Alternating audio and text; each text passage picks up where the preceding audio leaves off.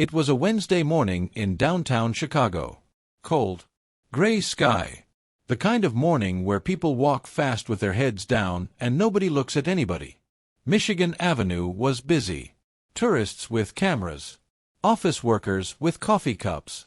A street musician playing something slow on a saxophone near the corner. Normal Wednesday. Nothing special. And then, in the middle of that busy sidewalk, a little girl appeared. 5 years old. Maybe 6. Pink jacket. One shoe untied. Dark curly hair loose around her face. She was running. Not playing. Running like something had frightened her. Weaving through legs and coats and shopping bags, her small face turned back over her shoulder, looking behind her at something nobody else could see. And then she ran straight into a man walking the other direction. Crashed right into him. Both of them stumbled. The man caught her before she fell. Knelt down immediately. And the little girl, instead of pulling away, grabbed his jacket with both tiny fists. And held on. Like she had been looking for him specifically. Like she had been running toward him all along. The man looked at her face. She looked at his. And then she pulled him close. And whispered something in his ear. 4 words. The man's expression changed completely. And everyone who was close enough to see it stopped walking. Because that man was Keanu Reeves. And whatever that little girl whispered changed everything that happened next. What did she whisper? Where were her parents? Why was she running, and from what? Why did she run to a stranger instead of asking for help? And what secret was this child carrying that a 6-year-old should never have to carry? Stay with me. Because this story starts with 4 whispered words. And ends with something that made an entire city pay attention. Her name was Sarah. Sarah Nolan. 6 years old. She had her mother's eyes, dark brown, wide, the kind that noticed everything. She had her father's stubborn chin. And she had a laugh, when she laughed, that made everyone around her smile without knowing why. But Sarah hadn't laughed much lately.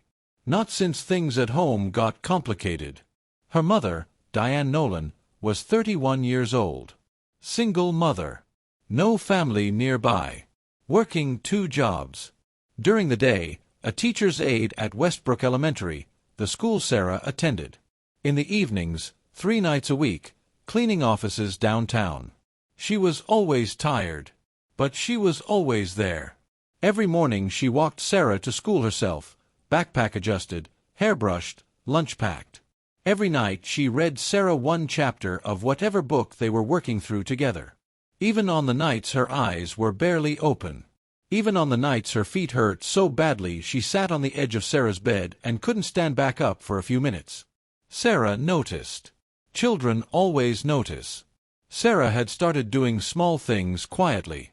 Setting the table without being asked. Putting her own shoes away. Not asking for things she knew cost money. At 6 years old, she had already learned to make herself smaller so her mother could rest. That's the first layer. The second layer was harder. 3 months before that Wednesday morning, Diane had received a letter. From the building management company that owned their apartment. Rent increase. Significant one. 22%. Diane had done the math at the kitchen table while Sarah pretended to sleep on the couch. She had done it 3 times. The number didn't change.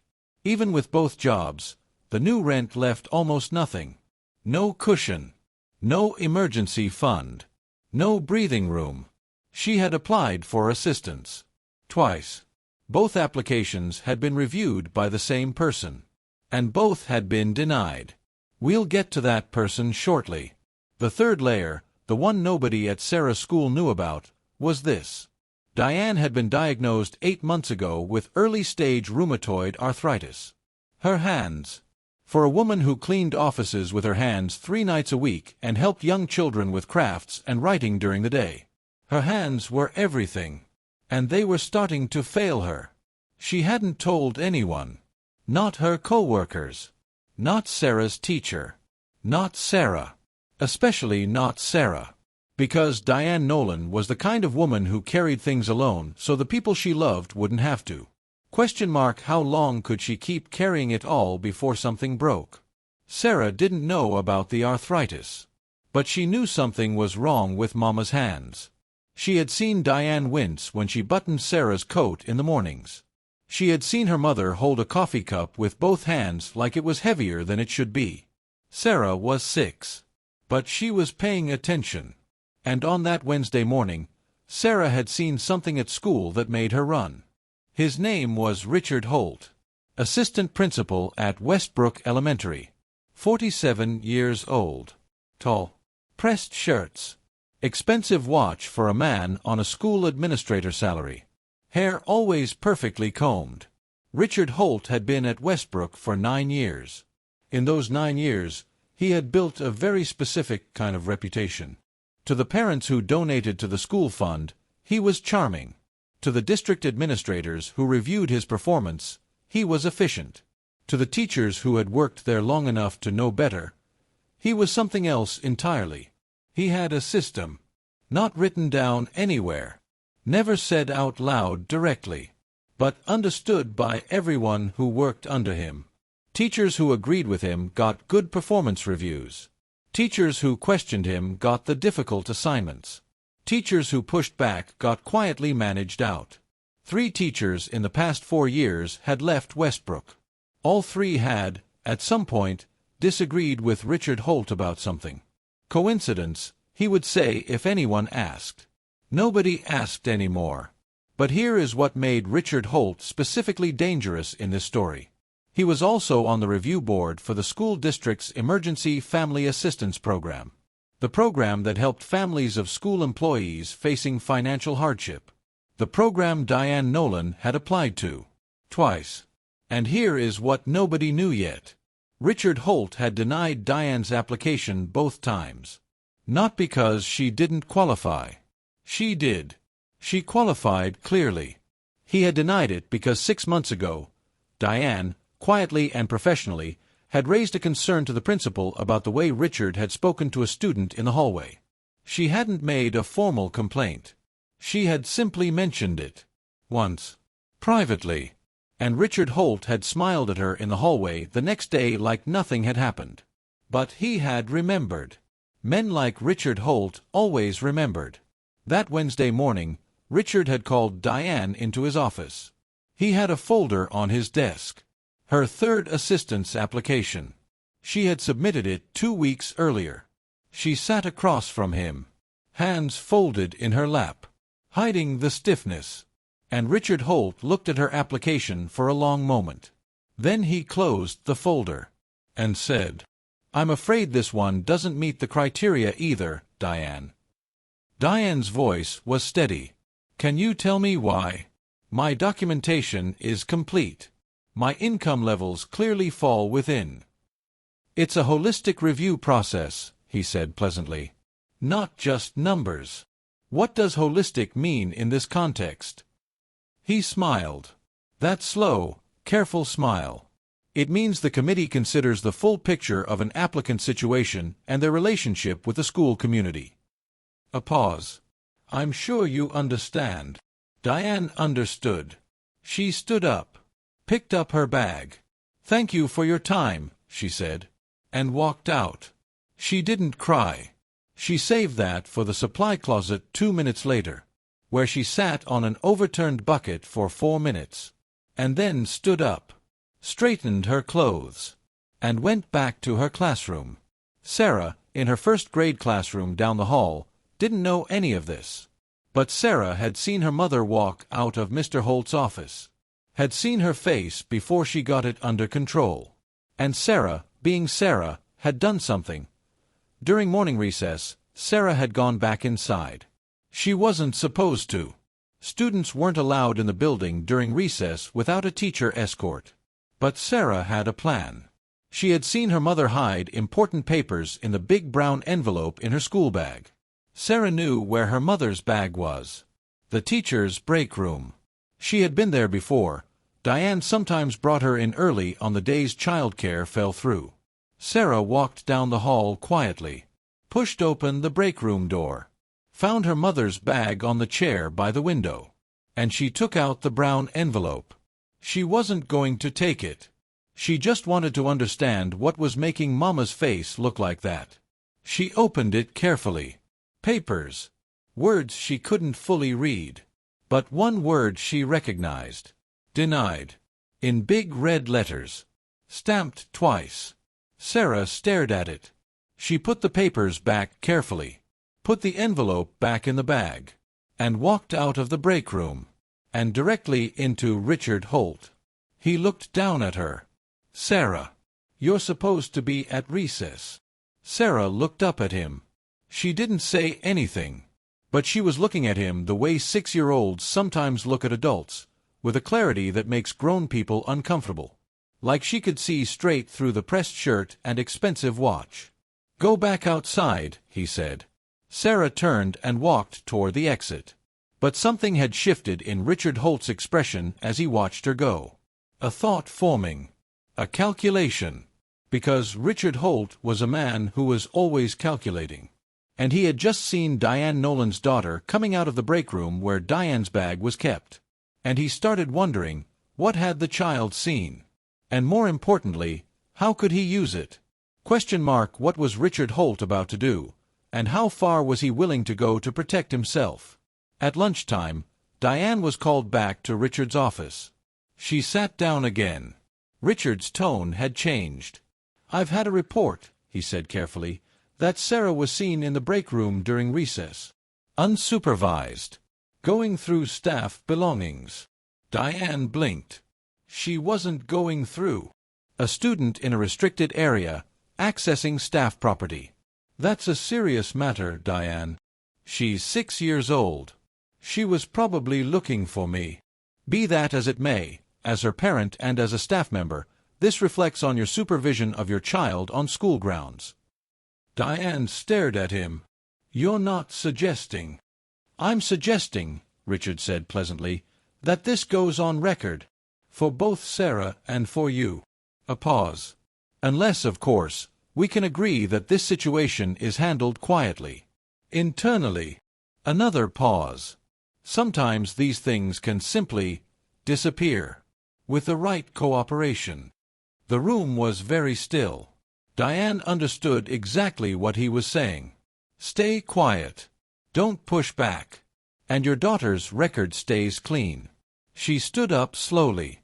"I need to think about this," she said. "Of course," Richard said. "Take the afternoon."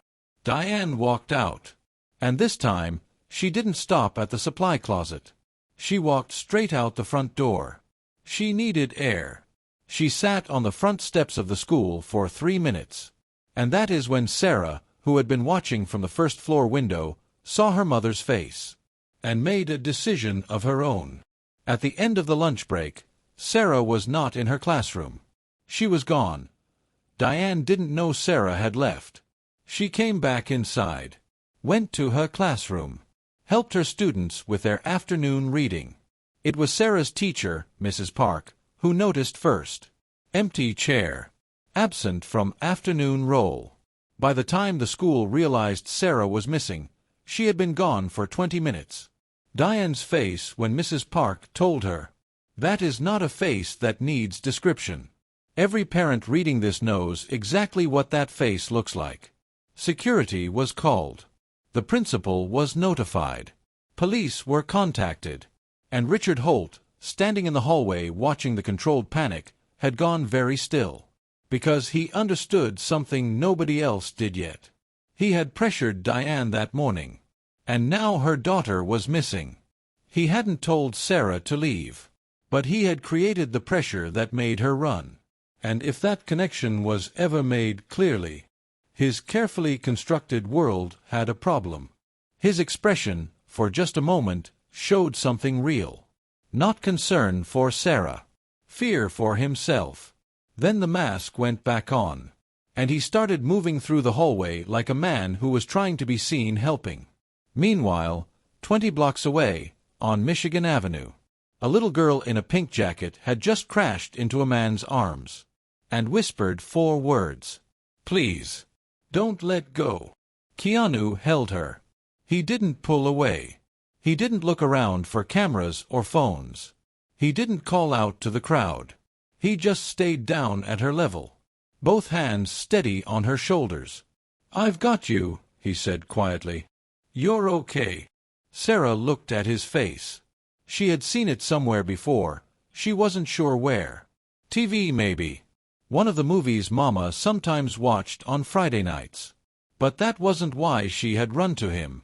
She had run to him because he had been the first person on that sidewalk who had been walking slowly. Everyone else was rushing. Heads down. Moving fast. Not looking.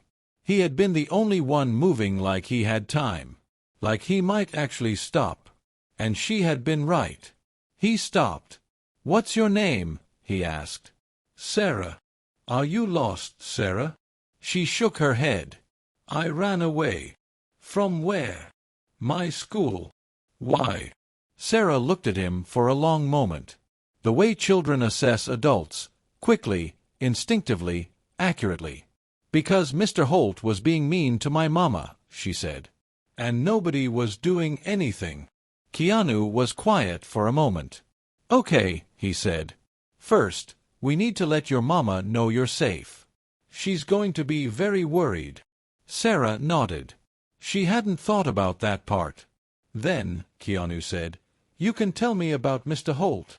He stood up, took out his phone, called 911 to report a found child.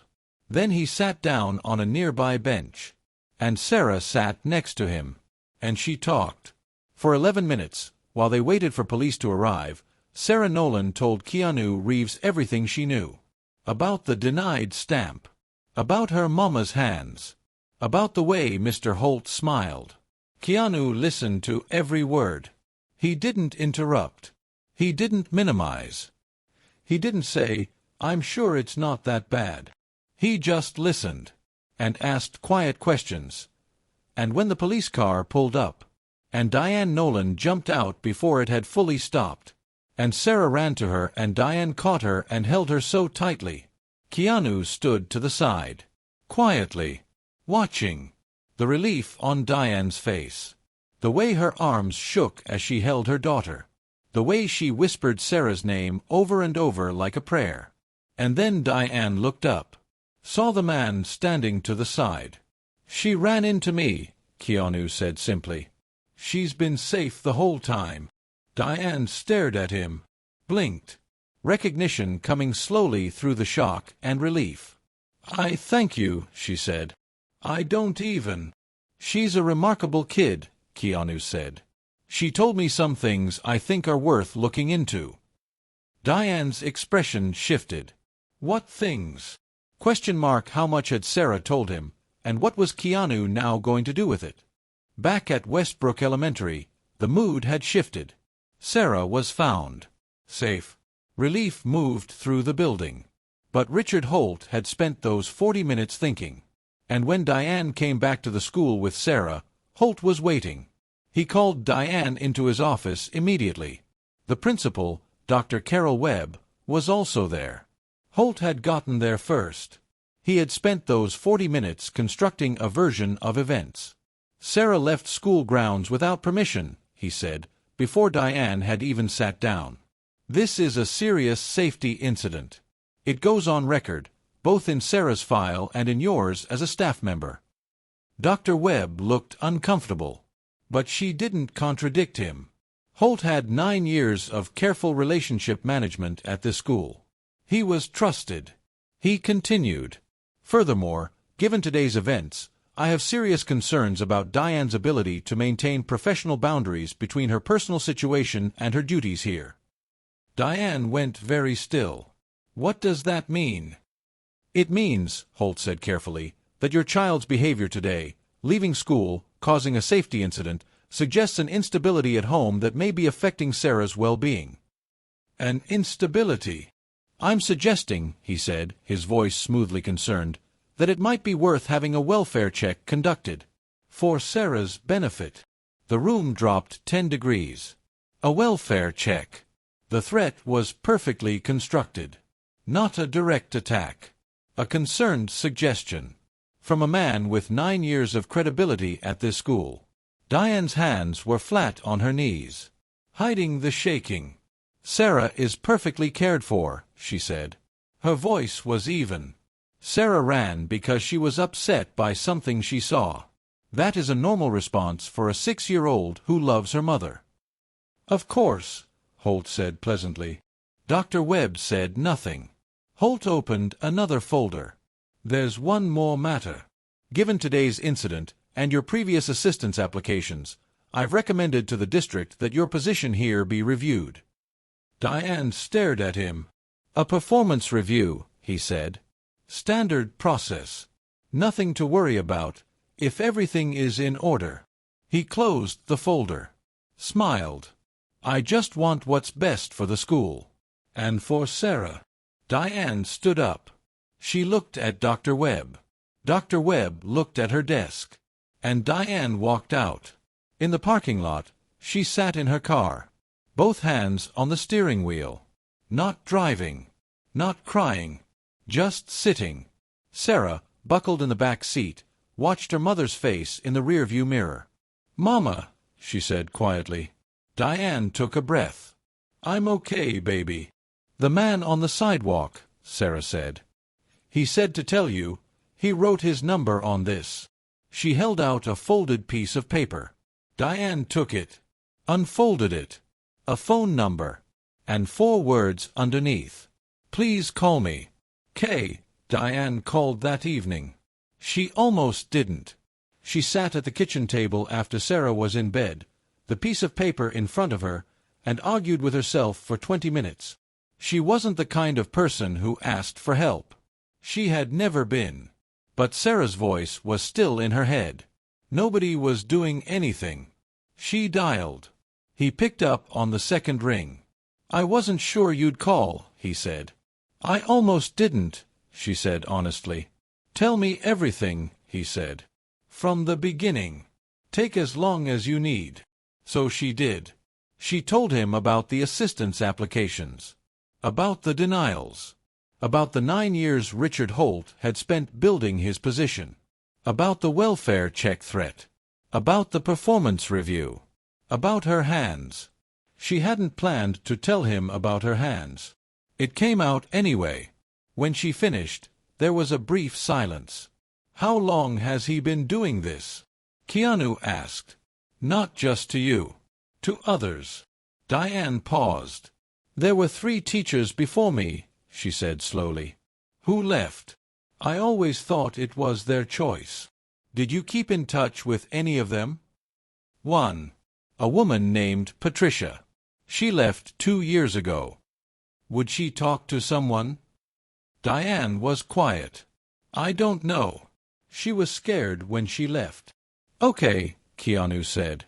"I want you to do one thing tonight. Just one. I want you to write down every date, every conversation, every denial, everything you remember about your interactions with Holt. As much detail as you can. Can you do that?" "Yes." "Good. And Diane, don't go back into his office alone again. If he calls you in, ask Dr. Webb to be present. Every time. He'll know I'm documenting." "Good," Keanu said. "Let him know." After they hung up, Diane sat at her kitchen table. And for the first time in months, she felt something shift. Not hope exactly. Something quieter than hope. The feeling that someone was paying attention. What was Keanu going to do? And what would he find when he started looking? What happened in the next 72 hours, nobody at Westbrook Elementary saw coming. Keanu was not a detective. He was not a lawyer. He was not a school board official.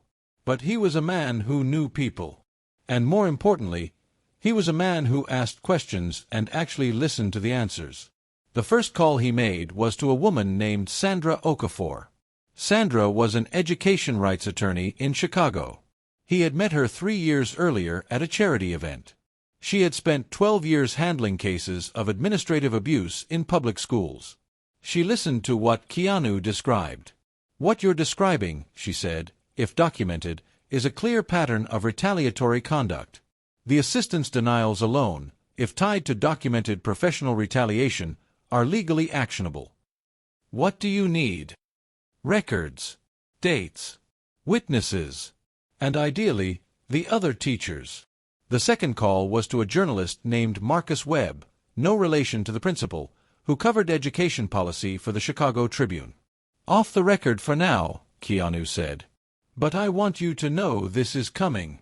Marcus had been quiet for a moment. Holt, he said finally. You know him. I've heard his name twice in the last year. From 2 different sources. Never had enough to run with. You might soon. The third thing Keanu did, he found Patricia. Patricia Nguyen. Former 3rd grade teacher at Westbrook. Left 2 years ago. Now teaching at a school in Evanston. He didn't call her. He drove to her school. Waited in the parking lot. Introduced himself when she came out. Patricia had stared at him for a long moment. Then she had laughed, a short, disbelieving sound. Keanu Reeves is standing in my parking lot because of Richard Holt, she said. I know how this looks, he said. It looks insane, she said. Will you talk to me? Patricia looked at him for a long moment. Then she said, I have a box in my car. I've had it for 2 years. I kept everything, every email, every review, every written warning. I kept it because I was afraid to use it and too angry to throw it away. She opened her trunk, lifted out a banker's box, set it on the hood of her car. I kept it, she said again, because I always hoped someone would come. She looked at Keanu. I just didn't think it would be you. Thursday morning. Diane arrived at Westbrook. Richard Holt was waiting. He had a new piece of paper. Formal notice, he said.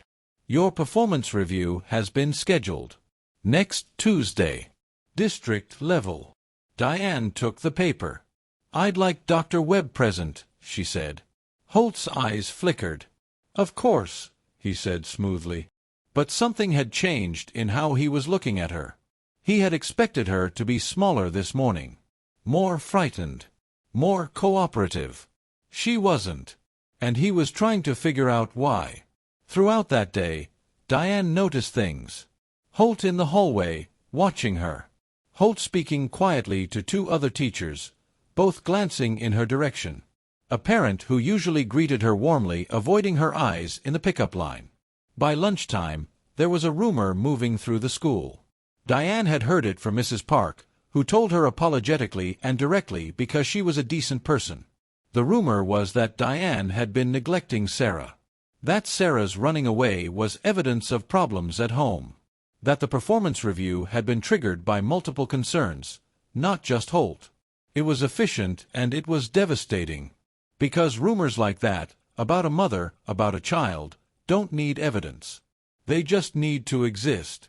Diane sat in the break room at lunch and stared at her coffee. Her phone buzzed. A text from Keanu.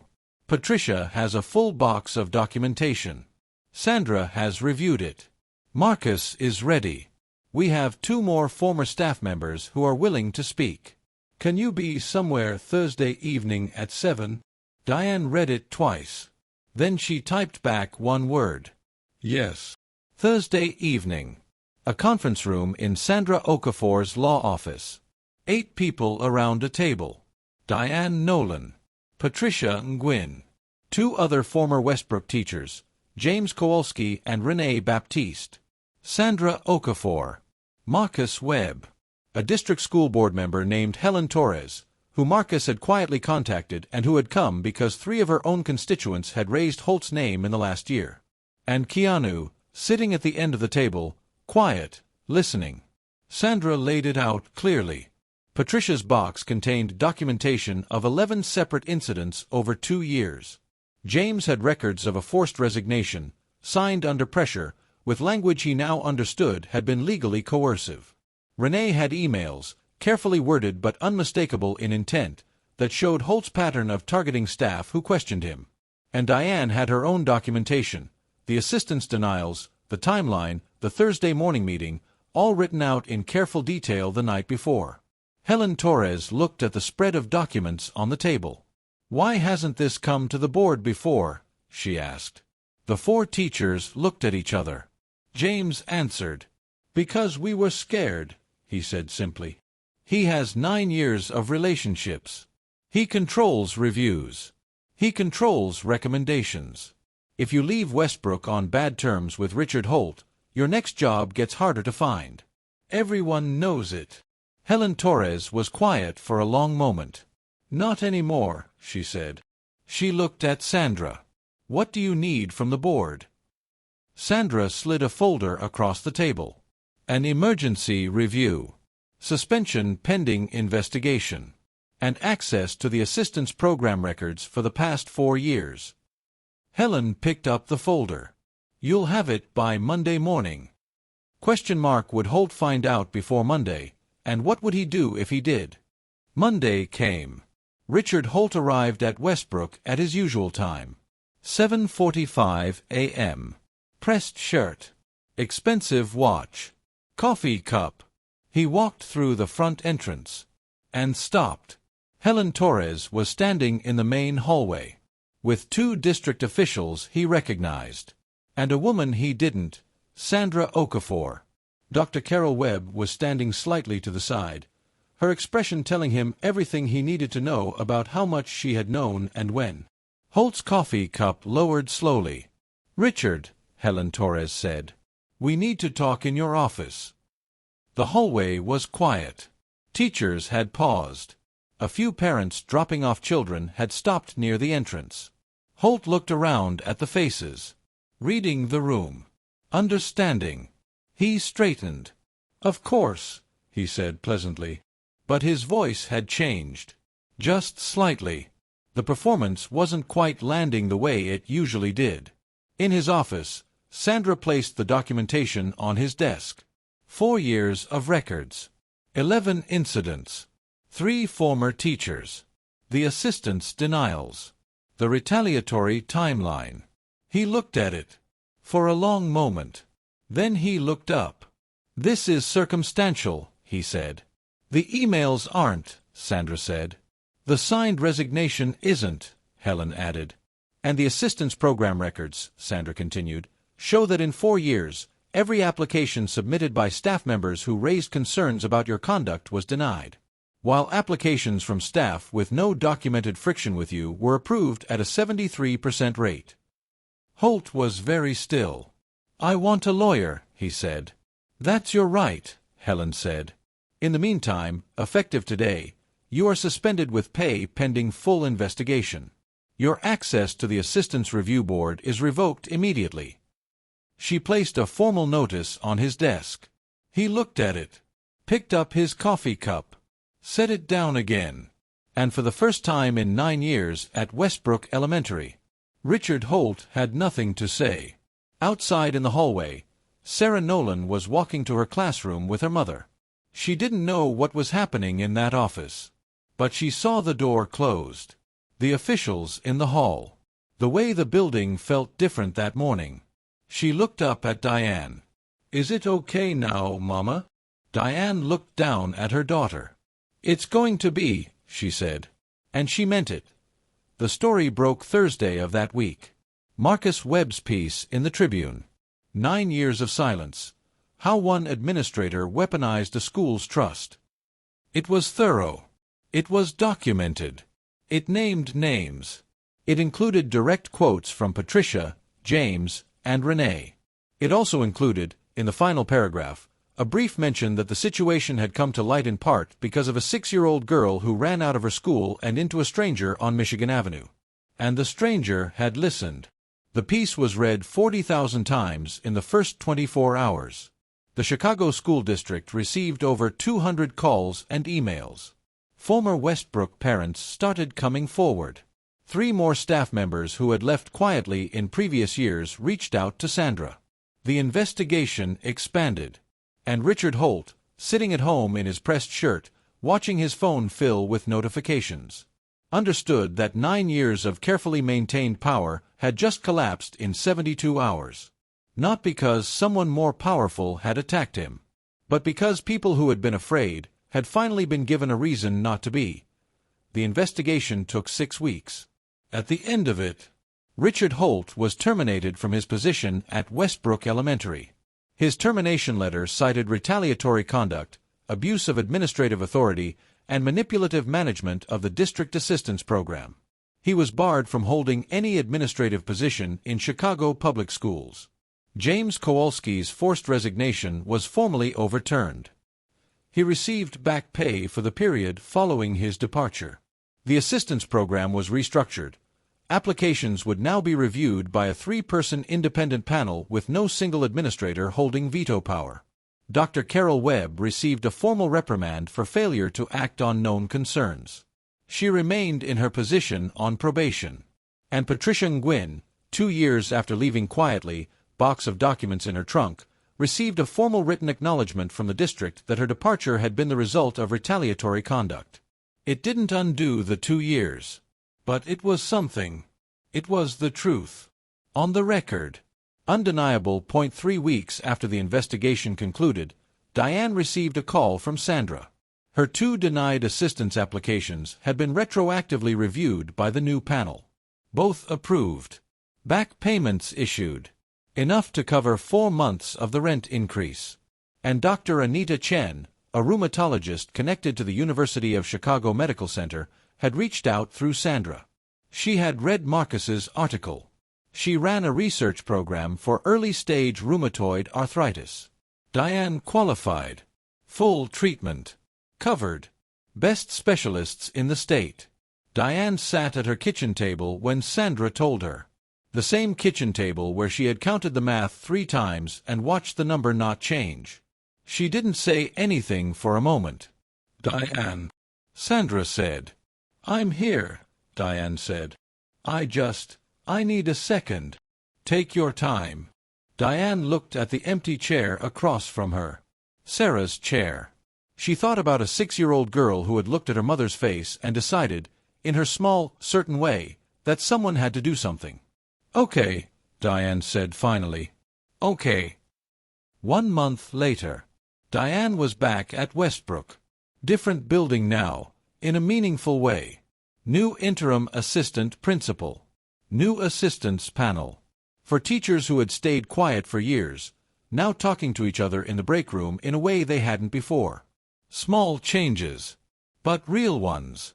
And Sarah, sitting in Mrs. Park's class on a Tuesday afternoon, was coloring a picture. Mrs. Park looked at it. A little girl in a pink jacket. A man in a gray jacket. A bench. Michigan Avenue. "Who is that?" Mrs. Park asked quietly. "The man who listened," Sarah said simply, and went back to coloring. That Saturday, Keanu came by. He brought nothing special. Just showed up at the door. Diane made coffee. Sarah showed him the picture she'd colored. He looked at it for a long time. "You kept this," he said. "I'm going to frame it," Sarah said seriously. He laughed. They sat at the kitchen table, the 3 of them. And at some point, Sarah climbed into the chair next to Keanu and leaned her head against his arm and fell half asleep the way children do. Like she had known him forever. And Diane looked at this quiet man sitting in her kitchen. "You know," she said, "she picked you specifically. On that sidewalk. She said you were the only one moving slowly." Keanu looked at Sarah's sleeping face. "Everybody's in a hurry," he said quietly. "I stopped being in a hurry a long time ago. When I realized, the things worth finding are almost always in the moments everyone else is rushing past." Diane was quiet. "That's a good way to live," she said. "It's the only way I know how," he said. Sarah stirred. Opened one eye. "Are you staying for dinner?" she asked. Keanu looked at Diane. Diane smiled. "If he wants to," she said. Sarah closed her eye again. "He wants to," she said definitively. And Keanu Reeves, who had walked slowly down Michigan Avenue on a Wednesday morning and stopped when a little girl crashed into his arms, stayed for dinner.